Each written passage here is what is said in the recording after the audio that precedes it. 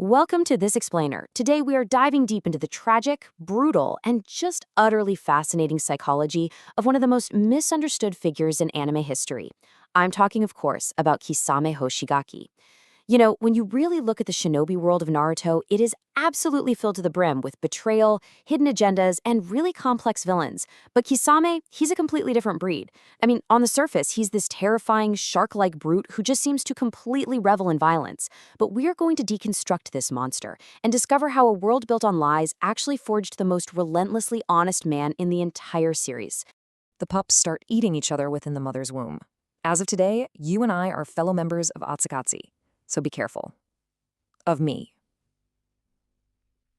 Think about that dark metaphor for a second. Kisame spoke those exact words to his new partner, Itachi Uchiha, right when they first met. And he wasn't just, trying to sound tough or intimidating. He was actually offering this really profound, unsettling insight into his own nature. He literally saw himself as a creature born into a world where survival meant consuming your own kind, which is a reality he had lived through firsthand. But to really understand the man, we first have to look at the monster. Kisame was a legendary missing nin from the village hidden in the mist, a completely brutal shinobi known for his terrifying power, these massive chakra reserves, and his even more terrifying weapon. He wasn't just some run-of-the-mill rogue criminal. He was an ex-member of the Elite 7 Ninja Swordsmen of the Mist. But that fearsome reputation wasn't purely about his physical strength. It was heavily, heavily tied to the horrific tool he carried strapped to his back. And honestly, you just can't understand Kisame without understanding Samehada. We are not talking about a large, bandaged hunk of metal here. Samehada is a living, breathing, sentient weapon that doesn't just cut its victims, it actively consumes them. Passed down through generations all the way since the era of the first Mizukage, it eventually found its way into Kisame's hands. It's a sword that literally has a mouth and an absolutely insatiable appetite for chakra. It is easily one of the most dangerous weapons in the entire shinobi world.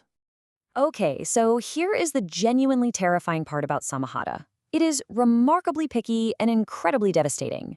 It doesn't have a smooth, sharp edge. No, it's covered in these rough, shark-like scales. That means it literally shaves and flays its victims instead of cleanly slicing them.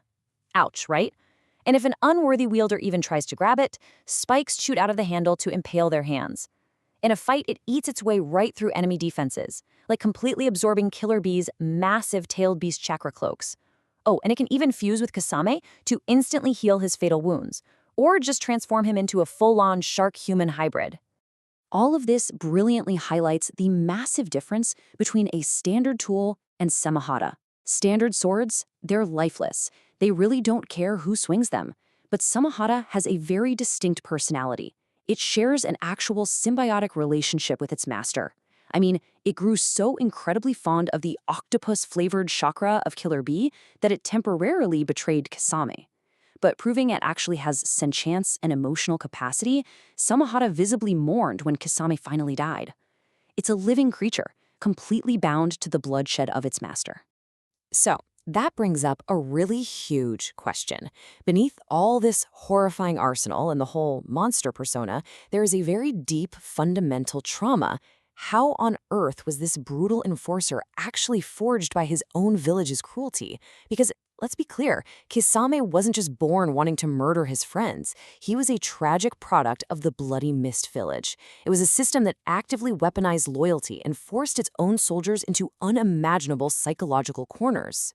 If we trace his history back, we can see the exact, heartbreaking sequence of betrayals that systematically shattered his worldview. Working in the Cipher Division, he was handed a horrific order: kill your own comrades to protect the village's secrets from the enemy. And he did it. He dutifully slaughtered his own friends. But the ultimate, completely mind-breaking betrayal came right after. Kisame discovered that his commander, the exact same guy who ordered him to kill his friends to protect that intel, was secretly selling that very same intel to the enemy. Naturally, Kisame executed his traitorous commander and took Samehada for himself. That's when the fourth Mizukage, who was secretly being manipulated in the shadows by Obito Uchiha, approached him. Kisame just completely poured his heart out. He said that a life of killing his own allies meant he didn't even know if he was friend or foe anymore. His entire existence felt like a giant lie. And honestly, it's a psychological breaking point anyone can understand. When the system you sacrifice literally everything for turns out to be totally corrupt, what do you even have left? This absolute despair is exactly what made him the perfect recruit for the Akatsuki's Eye of the Moon plan, which promised to overwrite reality itself. You see, Kisame didn't join the Akatsuki for selfish ambition. He wasn't in it to make a quick buck like Kakuzu, or to show off his flashy art like Deidara. No, he was a true believer. Obito preyed on Kisame's trauma, offering him this fabricated dream world that Kisame genuinely believed would be a world of truth. For Kisame, joining the Akatsuki wasn't a job, it was a holy crusade to completely, permanently end the cycle of shinobi deception, the pointless violence, and the agonizing burden of killing one's own friends. Now, this leads us to a super fascinating dynamic within the Akatsuki. The organization always operated in two-man cells, right? So, why did Obito purposefully pair Itachi Uchiha, a guy whose loyalties Obito inherently distrusted, with the Akatsuki's absolute most notorious comrade killer, Kisame Hoshigaki? Well, it definitely wasn't some random HR assignment. It was a highly calculated, strategic move. Obito positioned Kisame as the ultimate fail-safe watchdog. He was banking heavily on Kisame's highly specific skill set and his traumatic past. Remember, Samehada acts as a hard counter to visual genjutsu. Just like the Eight Tails could snap Killer Bee out of an illusion, Samehada could theoretically jolt Kisame right out of Itachi's Sharingan control.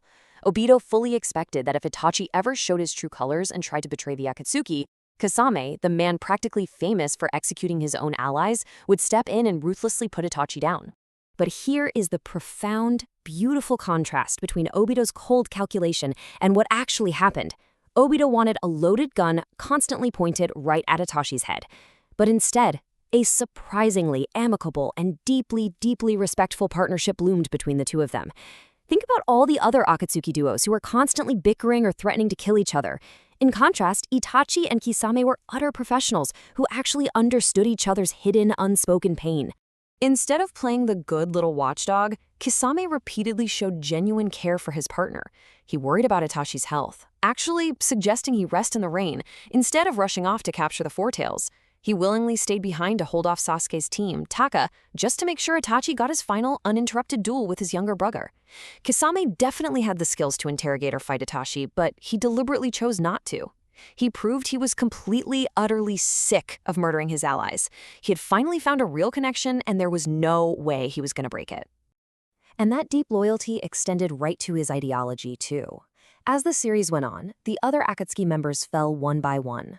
Hidan was defeated by his own massive arrogance, Kakuzu died in meaningless combat, Saucer just gave up, Deidara literally self-destructed out of pure pride, and Nagato and Konan had a change of heart and defected.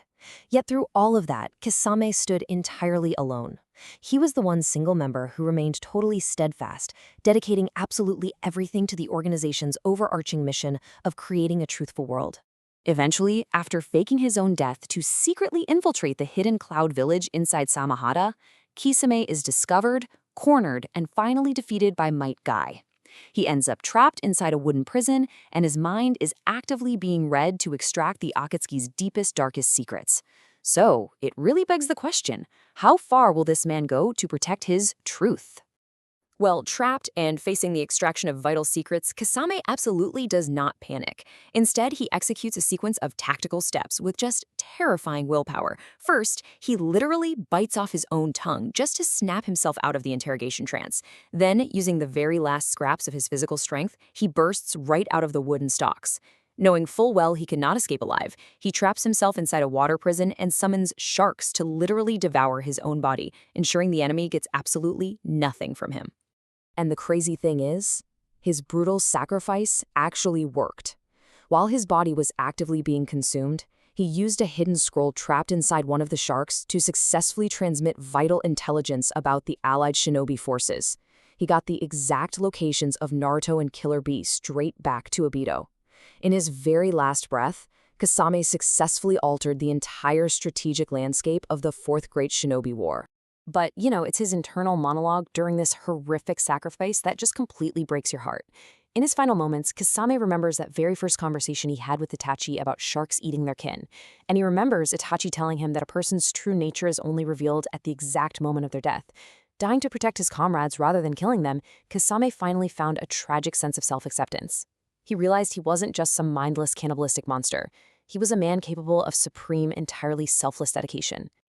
So, as we wrap up this explainer, I really want to leave you with this provocative thought. When you consider the endless betrayals, the hidden agendas, and all the manipulation that totally define the ninja world, was the monster of the hidden mist actually the most honorable man of them all? He recognized the horrific, toxic nature of the system. He refused to be a hypocrite, and he gave his own life to protect what he truly believed was the only path to peace. Kisame Hoshigaki was terrifying for sure, but in a world built on lies, he was the one man who died for the truth.